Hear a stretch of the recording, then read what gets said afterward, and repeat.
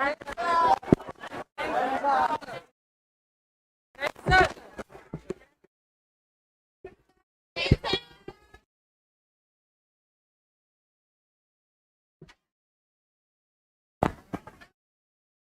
हिंद सभी को, बैठ जाइए।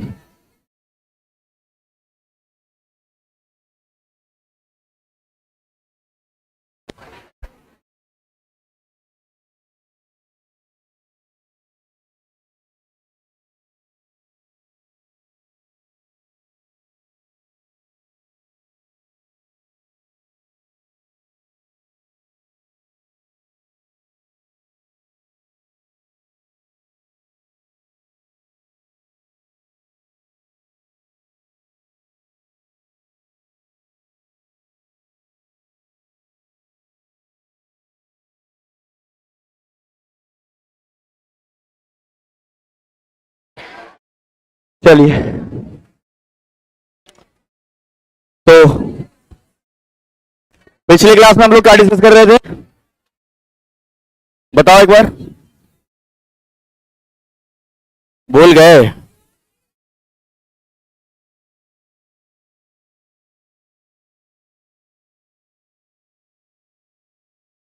चलिए, समझ गया मैं। तो आज आपका जो एक टॉपिक महत्वपूर्ण है, बिहार ज्योग्राफी से लगभग हम लोग अंत में है। और बिहार ज्योग्राफी में बिहार की फसलें और सिंचाई व्यवस्था, ये टॉपिक एक जो है बचा हुआ आप लोगों का ज्योग्राफी से, ठीक है। उसके बाद बिहार ज्योग्राफी जो है आपके लगभग अंतिम के कगार पर है। तो थोड़े बहुत ही जो है आपके चैप्टर्स वो बचे हुए हैं बिहार स्पेशल में, और लगभग अंत में ये चीजें चल रही है ना।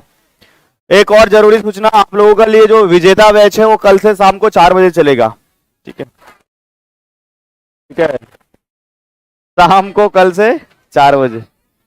मेरे क्लास का शेड्यूल क्या होगा मैं क्लास के एंड होते होते बता दूंगा, ठीक है। चलिए शुरू करें हम लोग। तो सबसे पहले जो है सिंचाई व्यवस्था जो बिहार का है उसको हम लोग एक बार देखेंगे, फिर आगे बढ़ते हैं।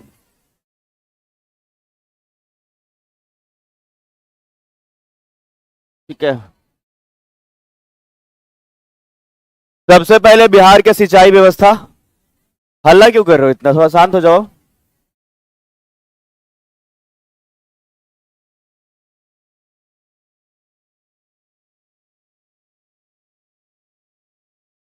इरिगेशन सिस्टम जो बिहार का है उसके लिए कुछ जरूरी बातें आप लोगों को समझना होगा पहले, ठीक है। ध्यान से देखिएगा, बिहार की नदियों को जो हमने बताया है एक बार फिर से उसको रिकॉल करना है। जितने भी बिहार की नदियां हमने बताया है, ठीक है। एक नदी यहां बताया था हमने, बताओ इसका नाम क्या है, कुछ सोचो। इसका नाम क्या है?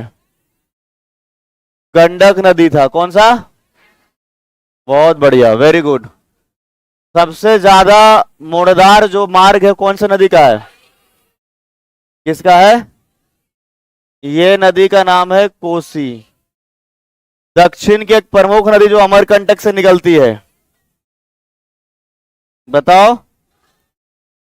सोन नदी। देखो, बिहार के सिंचाई को समझना एकदम आसान है, अगर थोड़ा ध्यान लगाओगे तो यहां से एक प्रश्न जो है लगभग बन जाता है। पिछले वर्ष एक प्रश्न पूछा गया है, कभी कभी नहीं भी पूछा जाता है, तो थोड़ा ध्यान से समझने का कोशिश करिएगा सभी लोग। बिहार की जितनी भी सिंचाई हो रही है, मतलब एक तो ये हुआ कि फसल का उत्पादन के लिए कि वर्षा का जो है उस पर ज्यादा जो है डिपेंडेंट होना। बिहार में ज्यादातर जो फसलें होती है वो मॉनसून आधारित है। मतलब अगर एक वर्ष बरसात नहीं होगा तो धान की खेती होने में एकदम से समझ लीजिए कि मतलब समस्या आ जाएगी। समझ में आ रहा है आप लोगों को? तो इसमें ध्यान रखना ये कि एक तो बिहार का जो फसल है वो ज्यादातर मॉनसून आधारित है, लेकिन मॉनसून तो ऐसी बात है कि जो अपने हाथ में है नहीं। बात समझ में आ रहा है कि नहीं आ रहा है? तो भगवान के ऊपर है, जब बरसात हुआ अच्छा तो उस हिसाब से जो है खेती होगा। बहुत ज्यादा भी हो गया तो भी आपके फसल नष्ट हो जाएंगे। जैसे अगर उत्तर बिहार के हिस्से को देखा जाए तो सीतामढ़ी या फिर आसपास के जो क्षेत्र है तो बहुत अधिक बारिश होने के कारण जो है वहां पर बाढ़ से जो है फसल नष्ट हो गया। तो बिहार का जितने भी अगर देखा जाए फसल तो ज्यादातर जो है वर्षा यानी कि मॉनसून आधारित है, खास करके बरसात के समय वाला। लेकिन उसके बाद जब बात आती है सिंचाई का, इरिगेशन सिस्टम का, तो बिहार में हर एक तरीके से कोशिश किया जा रहा है कि कम से कम अगर बरसात नहीं हुआ है तब जो है यहां का फसल मरे नहीं, किसी तरीके से दिक्कत नहीं हो। तो लगभग 63% जो है, एक राउंड फिगर में अगर देखा जाए तो लगभग 63% जो है वो यहां पर जो सिंचाई होता है वो सिंचाई होता है ट्यूबवेल से, मतलब कि मोटर से हो गया है ना, या बिजली का जैसे मोटर हो गया उसके माध्यम से हो गया, या डीजल के माध्यम से हो गया।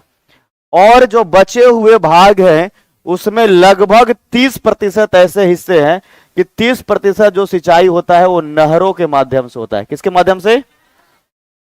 यहां ट्यूबवेल से होता है। लगभग कितना हमने बताया?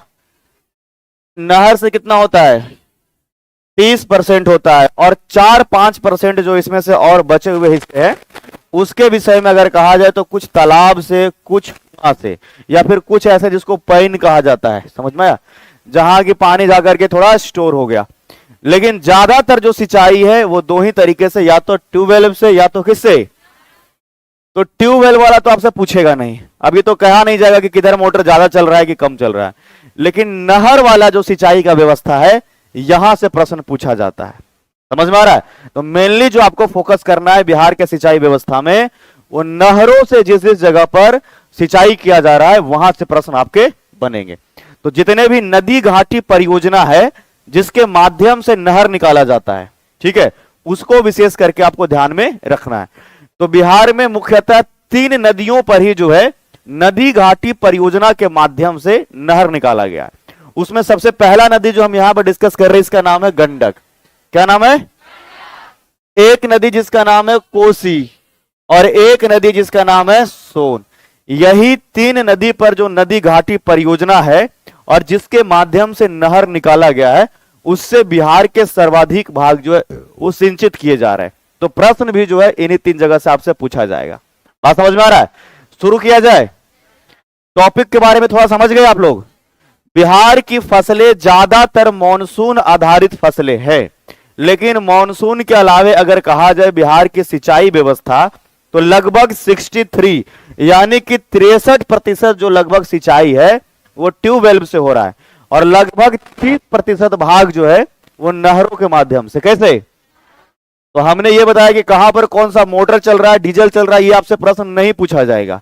आपसे प्रश्न पूछा जाएगा कि सबसे अधिक सिंचित भाग जो नहरों के माध्यम से हो रहा है वो कौन सा जगह है, या किस नदी घाटी परियोजना के कारण, या किस नदी पर बने हुए नहर के कारण हो रहा है। तो बेसिकली आपको यही ध्यान में रखना है। तो एक एक करके सबको डिस्कस करते हैं। सबसे पहले डिस्कस करने वाले हम गंडक नदी पर, है ना। गंडक नदी घाटी परियोजना, इसका नाम ही होगा गंडक नदी घाटी। तो इस परियोजना के माध्यम से जहां भी नहर निकाला गया है और जो भी लाभान्वित जिले हैं, ये सबको विशेष करके आपको जो है ध्यान में रखना है।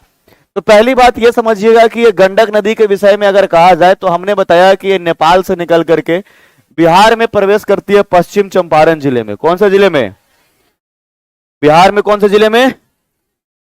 पश्चिम चंपारण जिले में प्रवेश करती है। और पश्चिम चंपारण में ही एक जगह बताया था हमने, बताओ, भैंसा। और इसी भैंसा लोटन, इसी जगह पर 837 मीटर का जो है एक बैराज बनाया गया है, एक बांध बनाया गया है, और यहीं से नहर निकाला गया है। बैराज का मतलब सर तो पानी में अवरोधक उत्पन्न करने वाला। पूरा नदी को बांध बना करके बंद नहीं करना है, और अगर ऐसा करेंगे भी तो समझिए कि आसपास के हिस्से में बाढ़ आ जाएगा। बात समझ में आ रहा है कि नहीं आ रहा? तो मान लीजिए कि यहां पे नदी बह रहा है इस प्रकार से, इसमें क्या किया जाएगा कि कहीं पर किसी हिस्से में जो है छोटा सा हिस्सा बैराज बना करके पानी का अवरोधक, मतलब इधर से अगर इसका धारा आ रहा है तेज से, यहां इसमें लगेगा और इधर नहर निकाल देगा इसमें। इसी प्रकार से नदी के दूसरे तरफ भी बैराज बनाया जा सकता है और इधर भी नहरें निकाली जा सकती है। बात समझ में आया? पूरा नदी को बंद करना संभव, और उसकी हमें जरूरत भी नहीं है।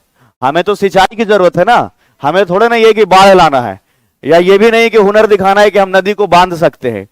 समझ में आएगी नहीं? वो तो करना नहीं है। तो ये जो गंडक नदी है पश्चिम चंपारण में ही भैंसा लोटन जगह का नाम है। 837 मीटर का जो है यहां पर बैराज बनाया गया है, और इसी बैराज को बना करके दोनों तरफ, एक तो पूरब के तरफ में भी और एक पश्चिम के तरफ में भी, दोनों तरफ जो है यहां से नहर निकाली गई है और इसी को कहा जाता है त्रिवेणी नहर। क्या बोलते हैं इसको? इसको क्या कहा जाता है? तो सबसे पहला सवाल आपसे क्या पूछेगा, अगर सबसे आसान प्रश्न पूछ दिया तो, कि त्रिवेणी नहर कौन से नदी पर बना हुआ है? कौन से नदी पर? तो पिछले साल यानी कि 69 बीपीएससी में इस प्रश्न को पूछा गया है कि त्रिवेणी नहर को कौन से नदी पर बनाया गया है। अगर प्रश्न थोड़ा सा मुश्किल करेगा तो इसमें पूछा जाएगा कि त्रिवेणी नहर का उद्गम पश्चिम चंपारण के किस हिस्से से है, या केवल यह पूछ देगा कि त्रिवेणी नहर कौन से जिले से निकलती है। पश्चिम कितने मीटर का बैराज बनाया गया है? 1959, इस तिथि को याद रखना है, 1959 ईस्वी। 1900 बिहार तथा, क्या बोला हमने, बिहार तथा उत्तर प्रदेश का एक संयुक्त जो है, इसमें जो है कहा जाए कि एक क्या हुआ जी, बिहार तथा उत्तर प्रदेश का एक संयुक्त सम्मेलन है, अग्रीमेंट है, जिसमें किस बात को तय किया गया है कि इस त्रिवेणी नहर के माध्यम से एक तो बिहार के जिले सिंचित होंगे, साथ साथ में उत्तर प्रदेश के भी जिले सिंचित होंगे। बात समझ में आ रहा है? बिहार के साथ साथ कहां, मतलब इस नहर का पानी एक तो बिहार में आएगा ही आएगा और बिहार के साथ कहां जाएगा। तो अब यहां से दो बातें समझ में आपको याद रखना है कि पहली बार तो ये कि एक संयुक्त परियोजना है जो बिहार के साथ साथ उत्तर प्रदेश का है। बिहार के साथ साथ, बिहार और उत्तर प्रदेश का तो है ही है, ये बिहार से जब खत्म होता है इधर पश्चिम की तरफ जाता है तो उत्तर प्रदेश, इसका पानी आगे बढ़ते बढ़ते नेपाल तक भी पहुंच जाता है। कहां पहुंच जाता है? कहां पहुंच जाता है? अब एक बात आपको समझना होगा कि सर ज्यादातर नदी तो नेपाल से आ रहा है बिहार, ये उल्टी गंगा कैसे बहा दिया? अभी तो बताएं सर कि गंडक नदी इधर ही से इधर आ रहा है, फिर इधर कैसे हो गया? अब ये नहर निकल रहा है तो नहर में बहुत अधिक पानी नहीं रहेगा, पहला बात। दूसरा बात कि ये पानी जो गंडक नदी का आ रहा है बहुत प्रेशर से आ रहा है, ठीक है, और प्रत्येक हिस्से को हम नहीं पहुंचा रहे हैं, कुछ ही हिस्से को पहुंचा रहे हैं, और वो भी उस मार्ग से जहां सबसे निचला भाग रहे। बात समझ में आ रहा है? जैसे अगर बिहार की भी बात करें तो बिहार का ये जो पटना के सामने जितना भी यहां से यहां तक का हिस्सा, ये सबसे गहरा हिस्सा है। तभी तो देख रहे हो ना, दक्षिण से भी जा रहा है उत्तर की तरफ और उत्तर से भी आ रहा है दक्षिण की तरफ। ये बात समझ में आ रही है कि नहीं आ रहा है? तो अभी जो पटना में बाढ़ जैसी स्थिति बनी हुई, इसका कारण क्या है? दो कारण। सबसे पहला कारण जो हमने आपको बताया है कि गंगा का स्लोप बहुत कम है।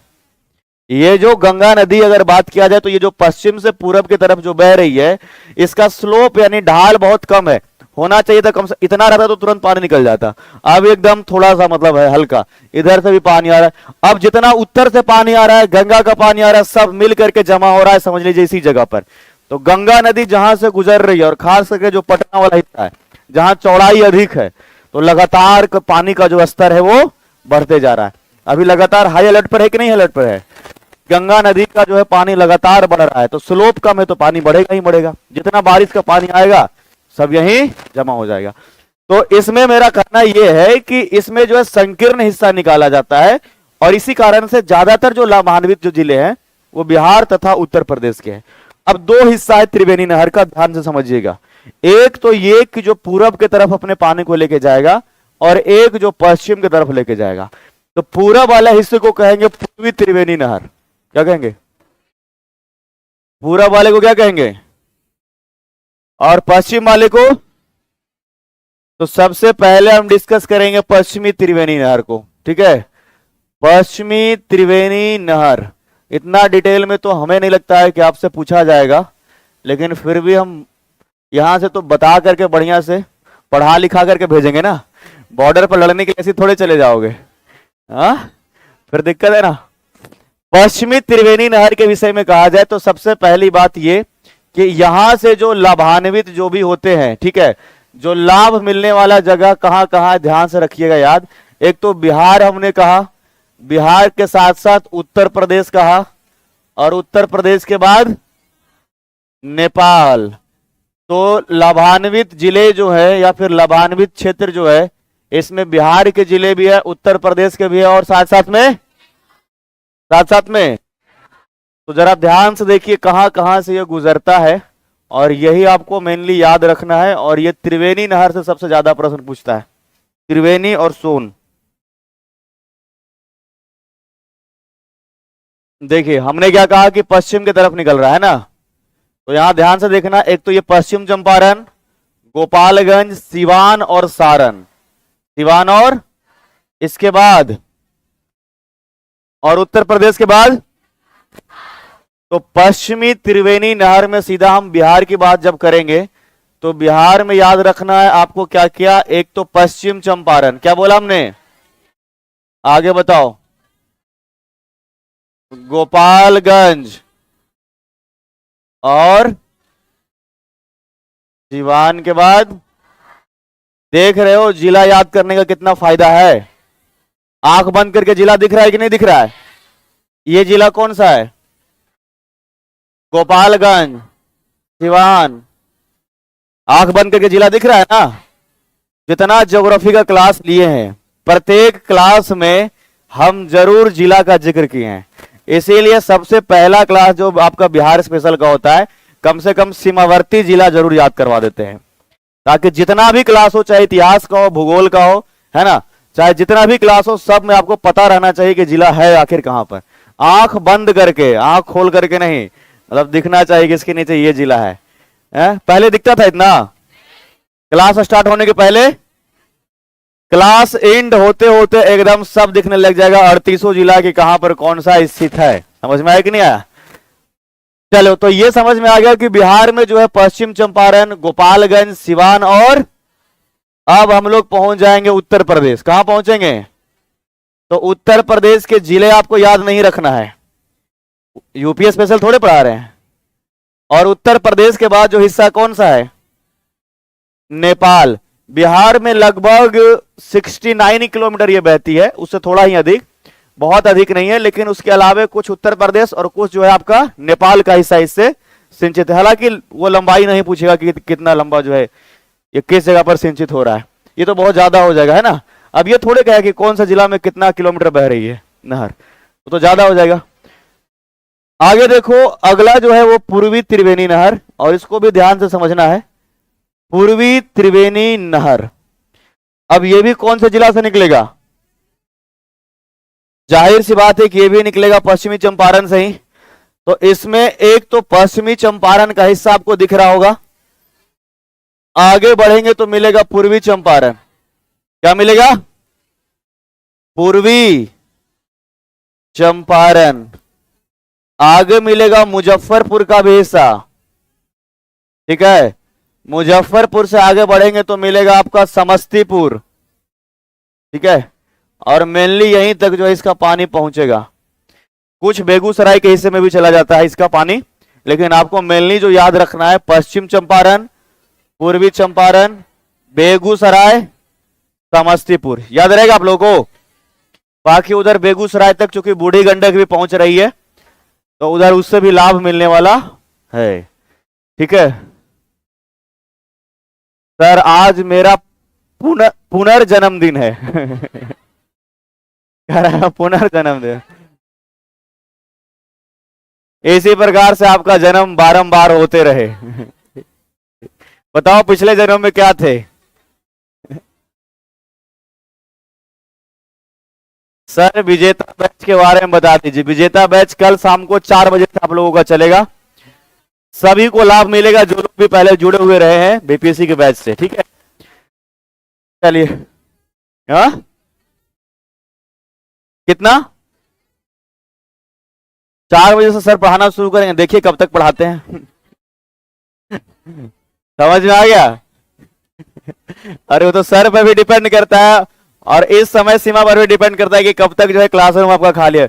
बट आई होप सो, मुझे तो ये कंफर्मेशन नहीं अभी तक, लेकिन शायद 6-7 बजे तक तो चलेगा ही मेरे हिसाब से। 3 घंटे तो क्लास चला, 9 बजे तक। अच्छा रिवीजन इसलिए, चलो क्लास के एंड होते होते हम इसको जो है कंफर्म कर दें कितने बजे तक चलेगा। ये 9 बजे तक क्लास चलेगा। बताओ, अग्नि परीक्षा के लिए आपको तैयार किया जा रहा है।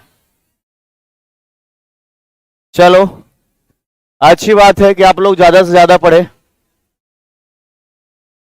ठीक है, बताओ त्रिवेणी नहर जो है कौन से नदी पर? हाँ, गंडक नदी पर। कब एग्रीमेंट हुआ बताओ? संयुक्त परियोजना पर सिग्नेचर कब किया गया है? हाँ, 1900। बिहार के साथ साथ कहां लाभान्वित हो रहा है? हाँ, उत्तर प्रदेश के साथ साथ।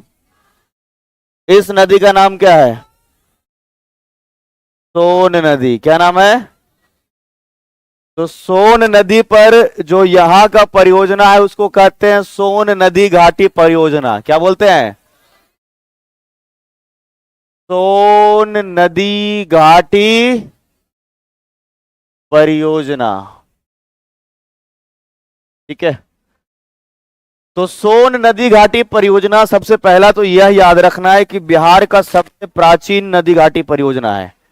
समझ में आया? सबसे पहला पॉइंट आपको यह याद रखना है कि बिहार का सबसे पुराना, बिहार का सबसे प्राचीन, ठीक है, नदी घाटी परियोजना। ठीक है, तो सबसे ये पुराना परियोजना है। इसकी स्थापना किया गया था, बताओ, 1872 से शुरू हुआ, 1874 में बन के तैयार हो गया। समझ में आया? बनना शुरू कब हुआ? बन के तैयार कब हुआ? 1800। तो अगर आरंभ कर दे तो याद रखना है आपको कि यह हुआ है 1874 में। शुरू कब हुआ है? आप एक चीज नोटिस करो कि हम लोग अंग्रेजों के गुलाम है इस समय। अरे 1874 में अंग्रेजों के गुलाम है कि नहीं है? मतलब इसमें सबसे अधिक योगदान रहेगा अंग्रेजों का। समझ में आया? अंग्रेज भी सोचता था, समझता था इस बात को कम से कम कि सिंचाई बढ़िया हुआ तो अनाज अच्छा होगा, अनाज अच्छा हुआ तो टैक्स अच्छा देगा। बात समझ में आया कि नहीं आया? जब तक गाय को बढ़िया से घास नहीं खिलाया जाएगा तो दूध ज्यादा कैसे होगा? तो जब तक खेती बढ़िया नहीं होगा ये लोग अनाज ज्यादा जमा नहीं कर पाएंगे, और नहीं कर पाएंगे तो टैक्स भी ज्यादा नहीं दे पाएगा। तो बिहार का सबसे प्राचीन नदी घाटी परियोजना का नाम क्या है? कौन सा? तो याद रखना है इसमें, अगर इसके विषय में कहा जाए तो सोन नदी के विषय में तो बिहार में प्रवेश करती है रोहतास में। कहां करती है? और रोहतास में एक जगह है डेहरी ऑन सोन, डेहरी ऑन सोन, और इसी जगह पर बैराज बनाया गया है, मतलब पानी का अवरोधक। और यहीं से जो है दो नहरें निकाली गई है, एक जो कि पूरब के तरफ जाएगा और एक जो कि, तो जो पूरब वाला होगा उसको क्या कहेंगे? बताओ बताओ, जो पूरब होगा उसको क्या कहेंगे? पूर्वी सोन। अब इसमें तो आपसे पूछेगा ही नहीं कि जो है ये सोन नहर कौन सी नदी पर है। अरे ये पूछेगा तो कोई भी बता देगा ना कि सोन नहर कौन सी नदी पर है। आपसे इसमें पूछेगा ये कि सोन नहर का उद्गम कौन सा जिला है। रोहतास में कौन सा जगह? डेहरी। तो इससे जो सिंचित जिले हैं सबसे पहला तो ये हो जाएगा रोहतास। क्या हो जाएगा? बताओ तो, रोहतास से आगे बढ़ेंगे कौन जिला मिलेगा? आधा गायब हो गया नेटवर्क। औरंगाबाद होगा, नवादा तक इसका पानी जाता है। उसके बाद याद रखना है गया में भी इसका पानी जाता है, यहीं पर है ना। और उसके बाद अरवल, कहां तक? अरवल तक जाता। पूर्वी की पश्चिमी? पूर्वी सोन नहर। किसका? पूर्वी सोन नहर का पानी इन जिलों में जाता। पूरे बिहार में सबसे ज्यादा अगर कोई सिंचित जिला है तो वो रोहतास है। कौन सा जिला है? हम आपको क्या बताएं कि उत्तर बिहार में वर्षा अधिक होता है तो धान के लिए सबसे उपयोगी उत्तर बिहार होगा, लेकिन पूरे बिहार में सबसे अधिक धान की खेती कहां होती है? क्यों होती है? क्योंकि यहां की सिंचाई व्यवस्था सबसे दुरुस्त है। देखो इस बात का, बिहार का सर्वाधिक सिंचित जिला, सर्वाधिक सिंचित जिला बताओ कौन सा? रोहतास है। कौन से नहर के कारण बताओ? पूर्वी सोन नहर नहीं, दोनों नहर, दोनों में। एक पूर्वी सोन नहर समझ गए, आगे देखो पश्चिमी सोन नहर, पश्चिमी सोन। तो इसमें ध्यान से देखो, यहां ये वाला जिला कौन सा है? रोहतास से आगे जाएंगे कैमूर, बक्सर, भोजपुर। बक्सर के बाद ये सभी जिला याद रखना है। देखो इसमें पहला नंबर हमने क्या बता दिया, बताओ आगे। कैमूर में भी पानी जाएगा, बक्सर में भी पानी जाएगा, और भोजपुर में भी पानी। जय जय कौन कर रहा है? शंकर भगवान का जय। हाँ सोन, एक सेकंड हल्ला थोड़ा शांत रहो, आपकी बात सुन लिया जाए। हाँ, सोन नहर में सबसे ज्यादा धान का उत्पादन। हाँ हाँ, बिहार में सबसे ज्यादा, बिहार में सबसे ज्यादा धान का कटोरा क्यों कहते हैं? ओके ओके ओके, समझ गए, समझ गए आपकी बात को, इस बात को समझ गए। इनका कहना क्या है कि बिहार में सबसे ज्यादा जो है वो धान रोहतास में होता है, लेकिन धान का कटोरा नवादा को क्यों कहते हैं? हाँ, बांका। ये ठीक उसी प्रकार का प्रश्न है जैसे मक्का वाला में हमने बताया था।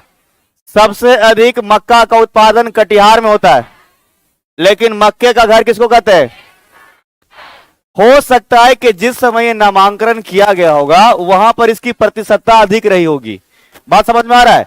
जैसे जिस समय अगर कहा जाए कि बेगूसराय को मक्के का घर कहा गया होगा, ये प्रतिशतता मक्के की उपज की बेगूसराय में उस समय ज्यादा रही होगी। बात समझिएगा। और बाद में क्या होगा कि अभी जो उत्पादन है कटिहार में, वो पिछले 8-10 वर्षों में ज्यादा रहा है। बात समझ में आ रहा है कि नहीं आ रहा है? तो यही कारण मेरे अंदाज से होना चाहिए कि बांका में एक समय पर ऐसा रहा होगा कि धान की उपज पर वहां के लोग आश्रित अधिक रह रहे होंगे। बात समझ में आ रहा है? वहां का जो अगर देखा जाए तो मुख्य रूप से अगर देखा जाए तो फसलों में धान ही प्रमुख रहा होगा। लेकिन वर्तमान में देखा जाए अगर रोहतास में धान की उपज भी बहुत बेहतरीन करती है, और रोहतास में जो है बाकी गेहूं की भी बात करें या फिर अन्य फसलों की भी बात करें तो हो सकता है कि ये उपज भी ज्यादा है। लेकिन बांका के पास में क्या है कि सबसे अधिक केवल और केवल क्या है? धान। तो इसी कारण से हो सकता है उसका नाम जो ऐसा पड़ा हुआ कि ये धान का कटोरा। क्या कहते हैं? ये सब जो नाम भी पढ़ता है ना, वो बहुत अधिक कहीं पर लिखा करके पहले से नहीं पढ़ता है। समझ में आ गया? जैसे दशरथ मांझी को कैसे कहा गया माउंटेन मैन, तो उस तरीके का प्रकृति मिलता जुलता है, इसी कारण से ऐसा नाम हो जाता है। तो मेरे हिसाब से शायद ये कारण रहा होगा, वहां के लोगों का सबसे मेन फसल जो है ये रहा होगा। समझ में आया? तो पश्चिमी सोन नहर में कौन कौन से जिले? रोहतास, कैमूर, बक्सर और, समझ में आ गया? सोन नहर कंप्लीट हुआ। बताओ सोन नहर कब बना?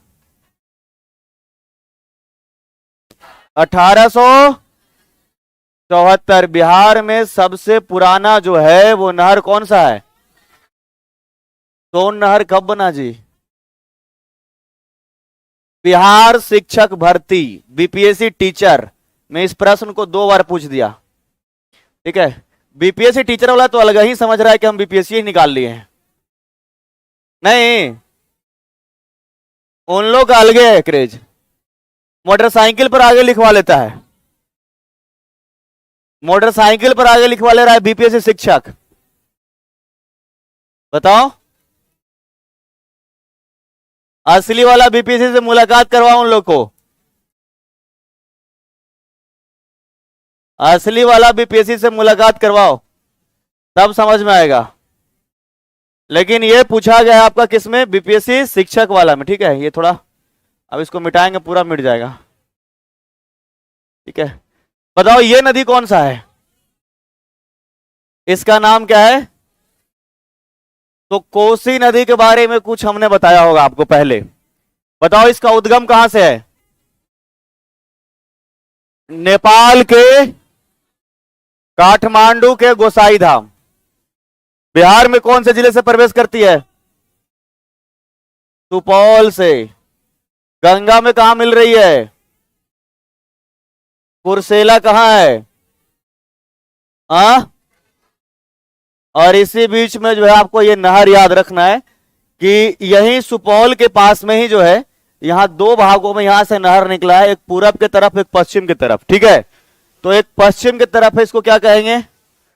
पश्चिमी कोसी नहर, और पूरब वाले में पूर्वी कोसी। तो कई किताबों में थोड़ा सा यहां पर मिसमैच है डेटा, कई जगह पर हनुमान नगर नाम लिखा हुआ है। ठीक है, कि हनुमान नगर से ये निकल रही है, लेकिन अगर एक्चुअल में हनुमान नगर देखा जाए तो नेपाल का हिस्सा पड़ता है।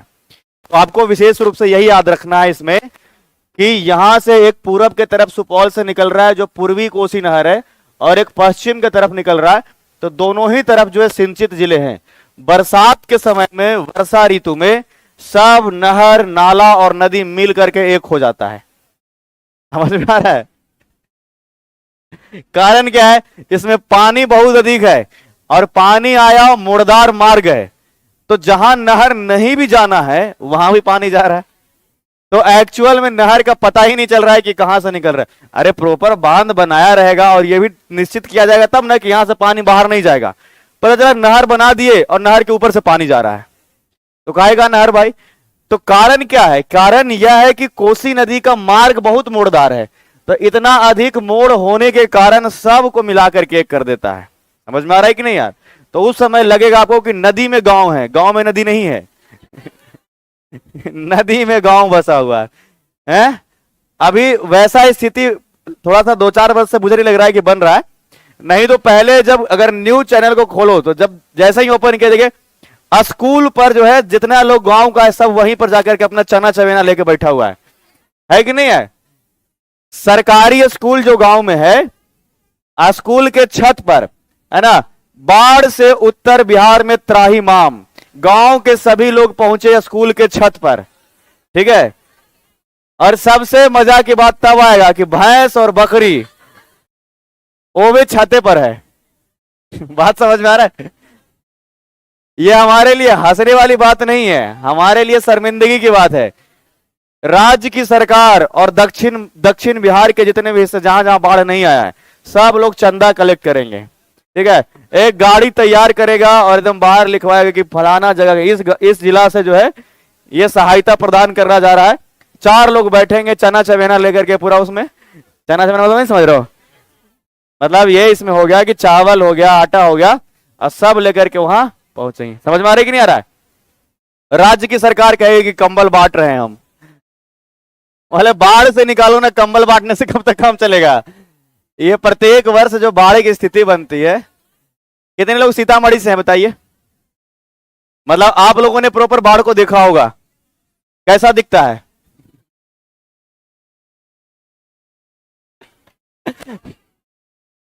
भयानक स्थिति रहता है ना। राज्य की सरकार हमारे यहां कितना बेहतरीन है, वर्षों से कोशिश कर रहा है लेकिन अभी तक समाधान नहीं निकाल पा रहा है। बताओ, एक अंग्रेज था, सुनो सुनो सुनो, एक हमारे देश में अंग्रेज था। अरे सुनो, थोड़ा शांति रहो। एक हमारे देश में अंग्रेज आया, उसको जब भारत से सभी अपना जितना भी सामग्री यूरोप ले जाना होता था तो पहले जो है वो अफ्रीका के नीचे से लेके जाता था, है ना। लेकिन जब देखा कि भारत से बहुत अधिक व्यापार हमको करना है, तो जो अफ्रीका का ऊपर का हिस्सा है, जो स्वेज नहर आप लोग देखते हो, स्वेज नहर देख रहे हो, भूमध्य सागर, लाल सागर, लगभग 200 किलोमीटर तक का जमीन का हिस्सा को काट करके समुद्र में तब्दील कर दिया। कितना? 200 किलोमीटर। मतलब समझ रहे हो कितना होता है? मतलब पटना से गया, जा करके आ जाओ एक बार, इतना। और उसको समुद्र बना देना। ऐसा नहीं कि नदी और नाला नहीं बनाना है, नहर नहीं निकालना है कि थोड़ा सा बस पानी निकल गया। समुद्र के जैसा बनाने में ऐसा जगह कि जिसमें पानी का जहाज सीप जा सके। पानी का जहाज जाने के लिए जो पानी का जो तरलता है वो बहुत अधिक होना चाहिए। ऐसा नहीं कि मतलब यहां तक सिर्फ उसका नीचे जमीन मिल गया, उसमें तो प्रेशर पानी का रहेगा नहीं, जब जाएगा नहीं पानी तो सिप आगे कैसे बढ़ेगा? वो भी दिक्कत है ना। तो इतना लगभग 200 किलोमीटर जो है वो जमीन को काट करके समुद्र बना दिया, और हम समुद्र को जमीन में तब्दील नहीं कर पा रहे हैं। समझ में आ रहा है कि नहीं आ रहा है? अरे समुद्र भी नहीं, नदी कहो, समुद्र थोड़े ना है, और उसमें भी घेरना है कि कहां से क्या निकलना चाहिए। हमारे यहां अगर देखा जाए तो पानी का निकासी व्यवस्था बहुत अच्छा नहीं है, दोनों ही तरफ अच्छा नहीं है, दक्षिण में भी अच्छा नहीं है और उत्तर में भी अच्छा नहीं है। दक्षिण में एकमात्र जो है ये सोन नहर है, जिससे कि यहां पर खेती बाड़ी अच्छा हो जाता है। अगर सोन नहर नहीं रहे ना तो प्रत्येक वर्ष दक्षिण में अकाल पड़ेगा, मतलब हर एक साल जो है सूखाग्रस्त रहना ही रहना है पूरा। ये तो सोन नहर बचा लेता है। और उत्तर के हिस्से में क्या है कि उत्तर में बाढ़ से प्रत्येक वर्ष त्राहिमाम मच। सिंधु घाटी सभ्यता याद करो, याद आ रहा है? वहां पे जो ड्रेनेज सिस्टम जो था, जो पानी का निकासी व्यवस्था कितना बेहतरीन बनाया गया था, इतना सिस्टमेटिक कि सोचो अभी से लगभग 5000 साल पहले, अगर वर्तमान समय से देखो, अरे 2500 ईस्वी पूर्व है ना, तो अभी चल रहा है 2024 में, तो लगभग 4500 ईस्वी पहले हो गया। अभी से 4500 साल पहले हमारे देश में अगर देखा जाए तो पानी निकासी कितनी बेहतरीन व्यवस्था बनाई गई थी। सभी जितने भी जो है ये रास्ते जो दिख रहे हैं ना, गली प्रॉपर पहले ही वे में था कि इतना चौड़ा रहेगा, गली तो रहेगा। बात समझ में आ रही है कि ना? नली तय किया गया है, गली तय किया गया है, प्रत्येक घर में शौचालय तय किया गया है, नहाने के लिए स्नानागार तय किया गया है। आज इसमें से कोई भी सिस्टमेटिक नहीं है। ये मुसल्लापुर में घुस जाओ तो कौन गली कहां निकलता है पता ही नहीं चलता है कि नहीं है? गली से गुजरो तो लगता है ऊपर से कोई बच्चा न गिर जाए। कौन छत पर से इधर बाहर देख रहा है? सब खा पी रहा है जो गली में ही गिर रहा है, और गली दोनों तरफ से छज्जे निकाल दिया है, जो थोड़ा बहुत जगह था वो भी खत्म। मतलब हवा न तो आने का जगह मिल रहा है ना जाने का जगह मिल रहा है, ये समस्या है। और अगर गांव की स्थिति देखो, सरकार योजना पर योजना निकालते रह गया कि ये शौचालय बनेगा, वो शौचालय मिलेगा, आज तक भी अभी गांव में बन पाया है? वेब सीरीज बना पंचायत, उसमें भी दिखाया गया कि आज भी शौचालय। सुबह 4 बजे मोटरसाइकिल या कहीं कार लेके निकल जाओ, ये रोड के नीचे सब लोटा लेके घूमते मिल जाएगा। समझ में आया कि नहीं है? और तो और हद तब हो गया जब गांव के सीधी साधी महिला से पूछा गया कि आपके घर में शौचालय काहे नहीं बना, तो मुखिया जी खा गए हैं। वो तो मुखिया जी खा गए, 2-4 आजादी वो बना ही नहीं पाया। बताओ, ना तो गली ठीक हुआ है ना तो नली ठीक हुआ है। कहता है इतिहास से क्या सीखना है? बताओ, इतिहास से क्या क्या सीखना है वो समझ लो। मुखिया जल के बदनाम चल रहे हैं।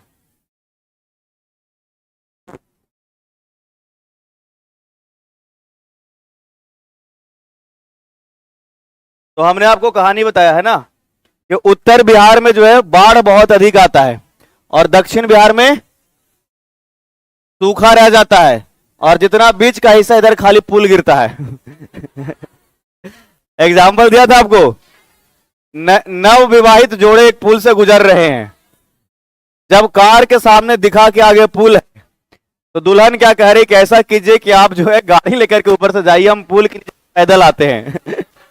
तो कह रहा ऐसा क्यों? तो बोला नया नया शादी विवाह हुआ, तो पुल गिर जाएगा, कौन गारंटी है? बताइए। तो एक से एक समस्या देखने को मिल रहा है। चलो, अगर कोसी नदी के विषय में कहा जाए तो इसमें भी दोनों ही जगह आपको याद रखना है। एक तो पूर्वी कोसी नहर, इस नहर के लिए जो परियोजना शुरू हुआ है 1954 में शुरू हुआ है। कब हुआ है आपको याद रखना है? 1954, 1900। तो कोसी नदी घाटी परियोजना के विषय में कहा जाएगा तो 1954 याद रखना है, 1954।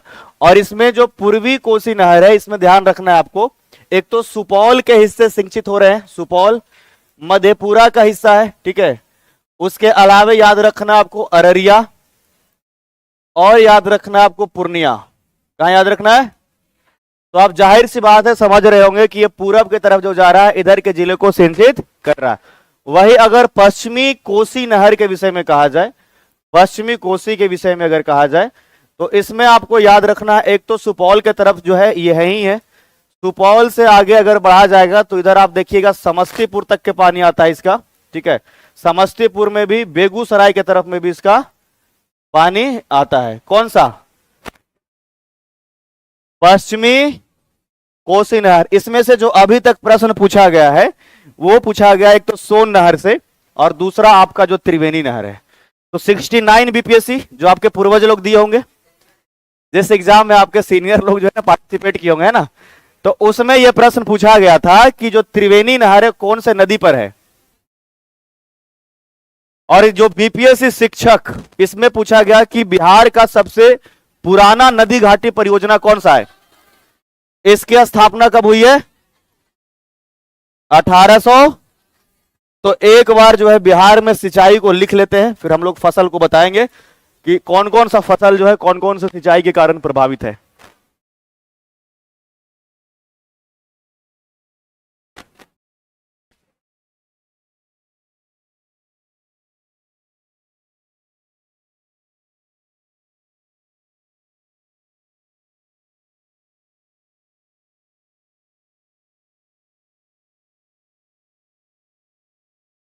चलिए लिखिएगा इसमें,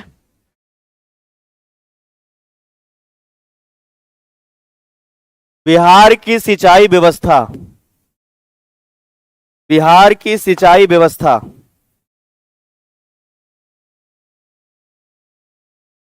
इरिगेशन सिस्टम ऑफ बिहार। ठीक है, इसमें लिखिएगा बिहार की कृषि,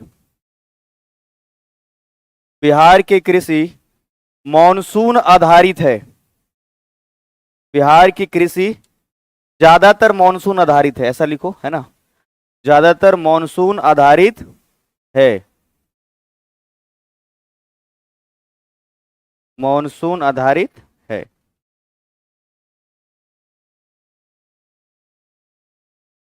लिख लिए, आगे लिखिएगा आप लोग इसमें, बिहार की कुल सिंचाई का, बिहार की कुल सिंचाई का, ठीक है, 63 यानी 63%, 63% सिंचाई, लगभग 63% सिंचाई ट्यूबवेल के माध्यम से किया जाता है, ट्यूबवेल के माध्यम से किया जाता है।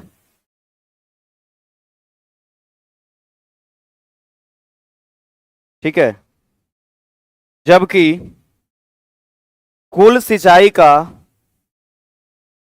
कुल सिंचाई का लगभग 30.7%, कुल सिंचाई का 30.7% नहरों के द्वारा सिंचित है। हाँ, किसके द्वारा? नदी से जनरली किसी खेत में डायरेक्ट पानी नहीं जाता है, नदी से सीधे पानी डूब जाएगा जगह। जैसे कहीं पर भी सिंचाई के लिए कम पानी चाहिए ना, तो नदी के आसपास का जो दियारा का क्षेत्र होता है, अगर वो पानी जब अधिक होता है तो डूब जाता है। जैसे गंगा का टाल क्षेत्र भी डूबा हुआ है, तो ऐसा नहीं कि नदी का पानी डायरेक्ट खेत में नहीं ले जा सकते ना, नदी में थोड़ा बहुत पानी थोड़े है। बात समझ में आया? नदी में पानी थोड़ा बहुत थोड़े, बहुत अधिक होता है ना पानी उसमें, नहर निकाल कर कहीं होगा। चलिए आगे लिखिएगा,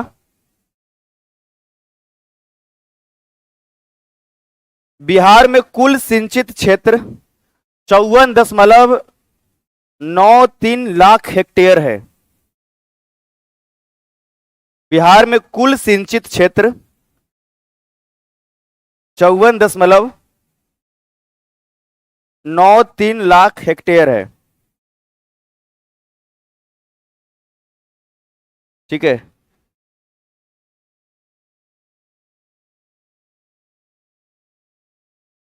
आगे लिखिएगा, बिहार में सर्वाधिक सिंचित जिला, बिहार में सर्वाधिक सिंचित जिला रोहतास है। बिहार में सर्वाधिक सिंचित जिला रोहतास है,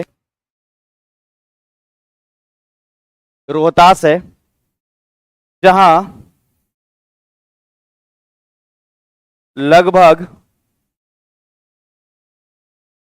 जहां लगभग 3.4 लाख हेक्टेयर भूमि, 3.4 लाख हेक्टेयर भूमि सिंचित किया जाता है, सिंचित किया जाता है। आगे लिखिएगा। जबकि सबसे कम सिंचित जिला जबकि सबसे कम सिंचित जिला शिवहर है।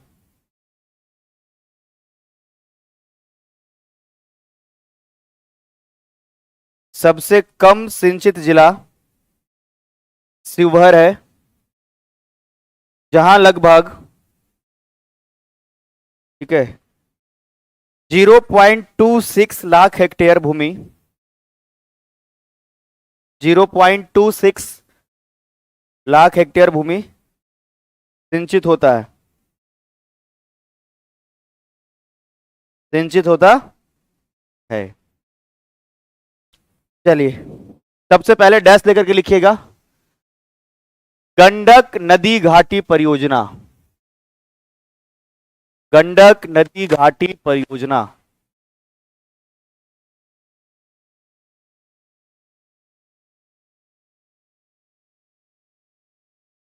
गंडक नदी घाटी परियोजना, इसमें लिखिएगा, यह बिहार तथा उत्तर प्रदेश सरकार की यह बिहार तथा उत्तर प्रदेश की सरकार की एक संयुक्त परियोजना है।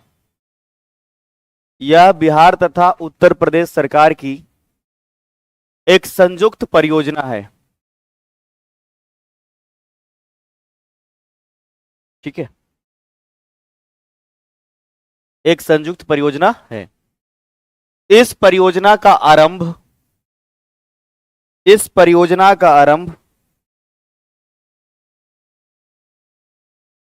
1959 ईस्वी में 1959 ईस्वी में इस परियोजना का आरंभ 1959 है ना, 1959 ईस्वी में हुए समझौता के आधार पर, 5 बार बोल दिए, इस परियोजना का आरंभ 1959 में हुए समझौता के आधार पर, ठीक है, हुए समझौता के आधार पर आरंभ किया गया, जिसका लाभ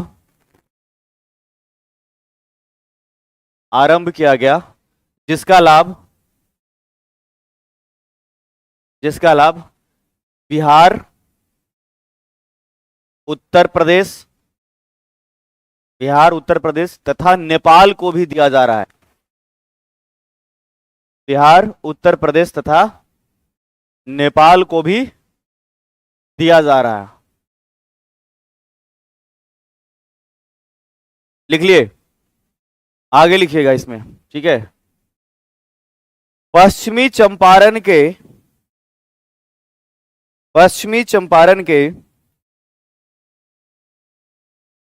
भैंसा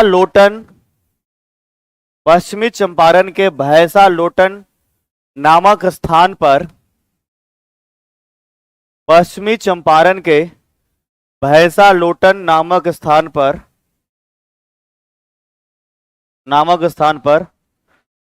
837.8 मीटर 837.8 मीटर का बैराज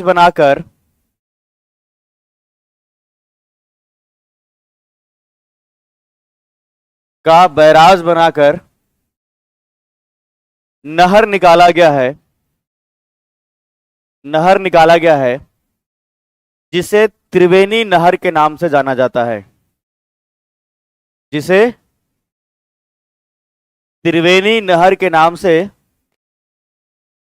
जाना जाता है।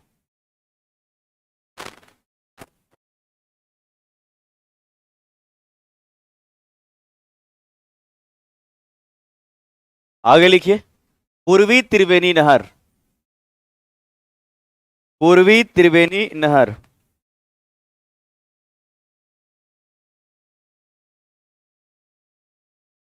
पूर्वी त्रिवेणी, इसमें लिखिएगा, इसे तिरहुत नहर भी कहा जाता है, क्योंकि यह तिरहुत का ही हिस्सा है। ठीक है, जब डिविजन्स पढ़ाएंगे आप लोगों को तो उसमें बताएंगे कि नौ प्रमंडल कहां कहां पे, तो ये हिस्सा जो मिलेगा आपको तिरहुत का मिलेगा, है ना। लिखिएगा, इसे तिरहुत नहर भी कहा जाता है, इसे तिरहुत नहर भी कहा जाता है। लिखिएगा, इस नहर से लाभान्वित जिले, इस नहर से लाभान्वित जिले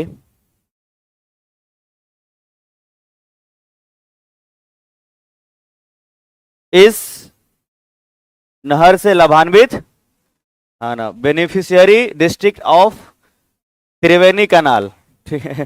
कौन कौन सा इसमें लिखो, पश्चिम चंपारण, पूर्वी चंपारण,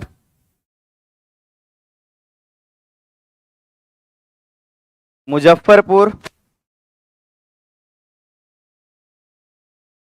समस्तीपुर आदि जिलों को प्राप्त होता है, आदि जिलों को प्राप्त होता है, ठीक है। अगला लाइन में लिखिएगा, प्राप्त होता है, ठीक है। आगे लिखिएगा, इससे सर्वाधिक सिंचित जिले पश्चिम चंपारण है, इससे सर्वाधिक सिंचित जिले पश्चिम चंपारण है।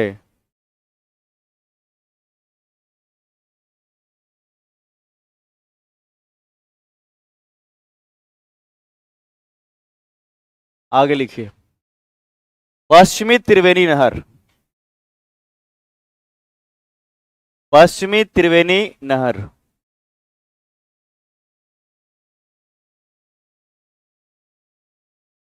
ठीक है, पश्चिमी त्रिवेणी नहर। ठीक है, इस नहर के माध्यम से, इस नहर के माध्यम से बिहार उत्तर प्रदेश के साथ साथ, बिहार उत्तर प्रदेश के साथ साथ नेपाल को भी लाभ प्राप्त होता है, बिहार उत्तर प्रदेश के साथ साथ नेपाल को भी लाभ प्राप्त होता है। लिख लिए,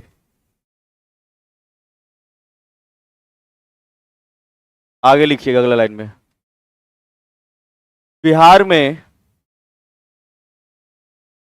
बिहार में पश्चिम चंपारण, पश्चिम चंपारण, गोपालगंज,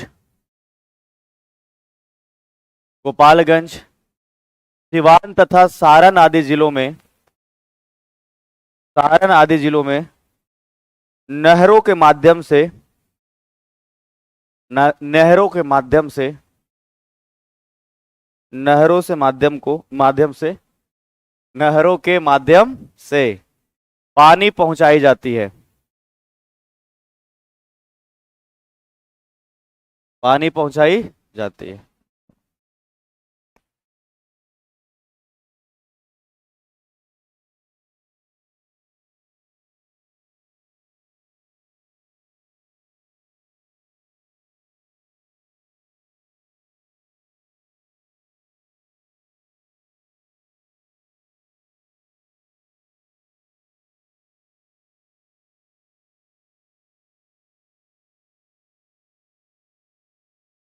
क्यों नहीं बताते, चलो आगे लिखना सभी लोग, कहां तक लिखे, पश्चिमी त्रिवेणी नहर में कौन कौन से जिले, बिहार के पश्चिम चंपारण, गोपालगंज, सिवान, सारण उत्तर प्रदेश, और नेपाल तो आपने लिखा ही, आगे लिखिएगा इसमें, ठीक है। आगे लिखिएगा, कोसी नदी घाटी परियोजना, कोसी नदी घाटी परियोजना, ठीक है, कोसी नदी घाटी परियोजना, इसमें लिखिएगा कोसी नदी घाटी परियोजना,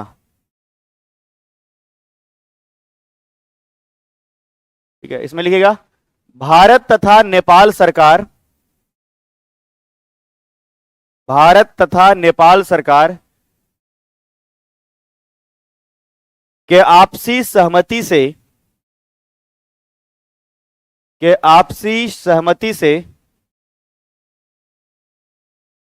1954 ईस्वी में 1954 ईस्वी में इस परियोजना की आरंभ हुई। 1954 ईस्वी में इस परियोजना की आरंभ हुई।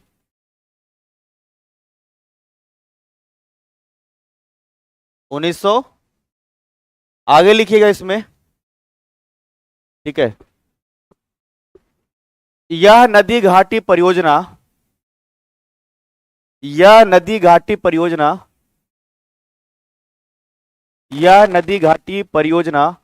1965 ईस्वी में 1965 ईस्वी में पूर्णतः बनकर तैयार हुआ। पूर्णतः बनकर तैयार हुआ, ठीक है। इसमें लिखिएगा, इस परियोजना की 3 शाखाएं हैं। इस परियोजना के 3 शाखाएं हैं। 3 शाखाएं हैं। सबसे पहला लिखिएगा पूर्वी कोसी नहर। पूर्वी कोसी नहर, इसमें लिखिएगा पूर्वी कोसी नहर, डैश देकर लिखिएगा। इससे सुपौल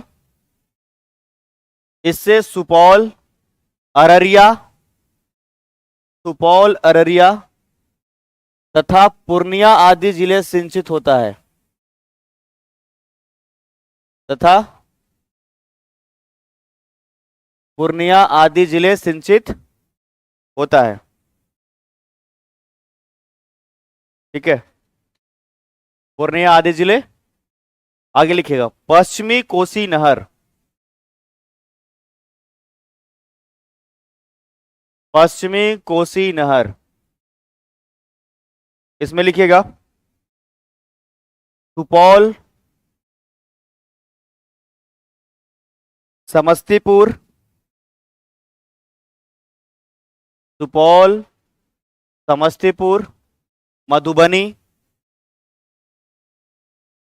मधुबनी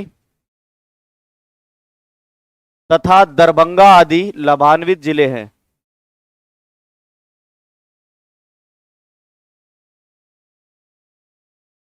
मधुबनी तथा दरभंगा आदि लाभान्वित जिले हैं, लिख लिए। आगे एक लिखिएगा राजपुर नहर। जैसे एक तो पूर्वी और पश्चिमी आपने देखा, ठीक है। इसी का एक शाखा है जिसको बोलते हैं राजपुर नहर।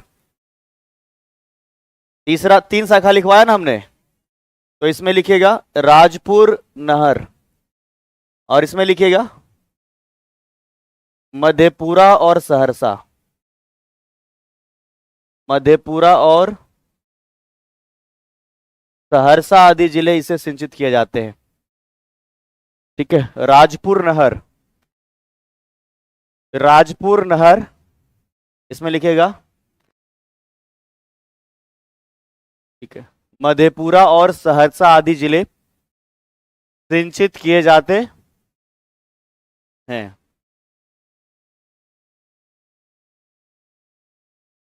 चलिए, कंप्लीट हो गया आप लोगों का। तो एक और बच गया सोन नदी घाटी परियोजना, इसको एक बार कंप्लीट किया जाए। सोन नदी घाटी परियोजना,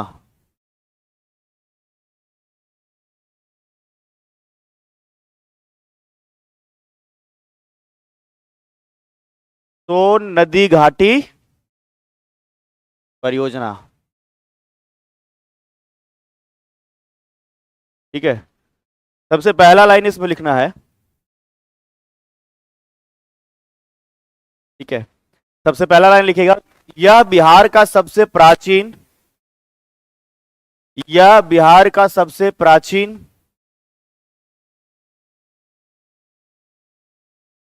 सिंचाई परियोजना है।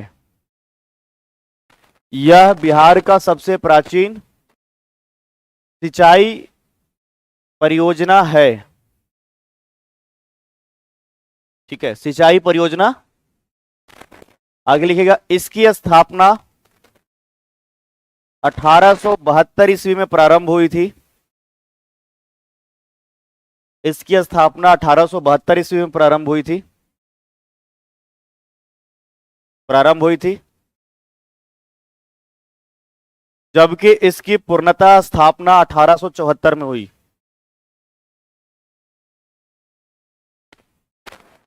पूर्णतः स्थापना 1874 ईस्वी में हुई। तो आपसे जो अभी तक प्रश्न पूछे गए हैं उसमें 1874, ठीक है, 1874 ही मेंशन किया गया है।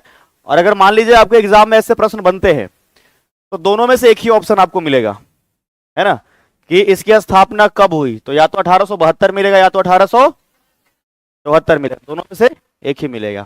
ठीक है, आगे लिखिएगा, सोन नदी पर रोहतास जिले के ऑन सोन डेहरी में,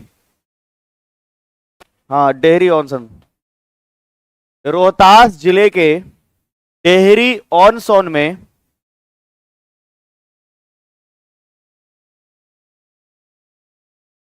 बैराज बनाकर दो नहरों को निकाली गई है।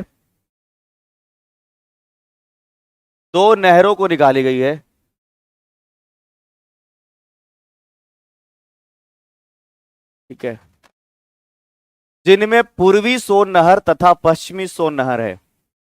जिसमें पूर्वी सोन नहर तथा पश्चिमी सोन नहर है। पश्चिमी सोन नहर है, लिख लिया आप लोगों ने। इसमें लिखिएगा सबसे पहले पूर्वी सोन नहर।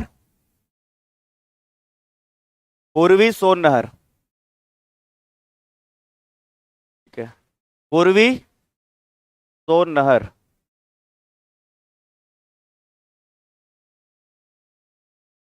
इसमें लिखिएगा, इस नहर से सिंचित जिले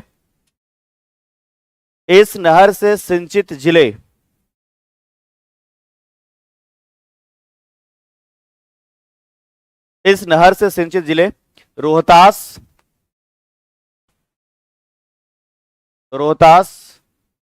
औरंगाबाद,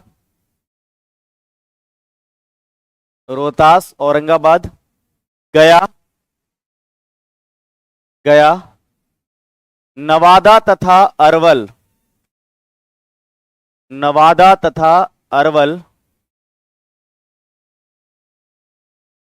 जिले हैं।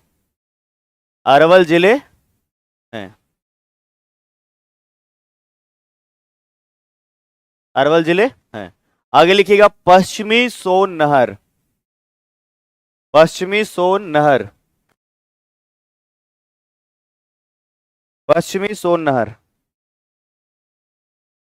लिखिएगा, इस नहर से सिंचित जिले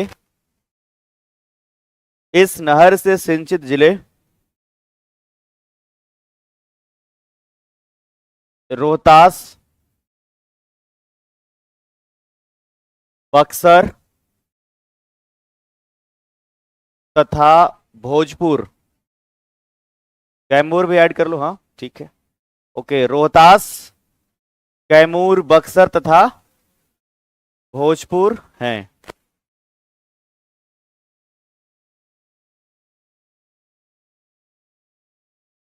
ठीक है, कल 3 बजे से आप लोगों को विजेता बैच चलेगा। ठीक है, माइनस अपडेट है 3 बजे से।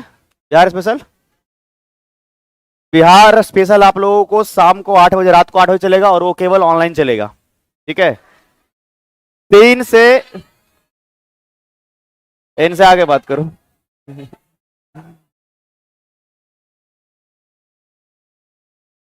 3 से 8 बजे तक ना, 3 से 8 बजे तक विजेता, 3 से 6 विजेता बैच चलेगा।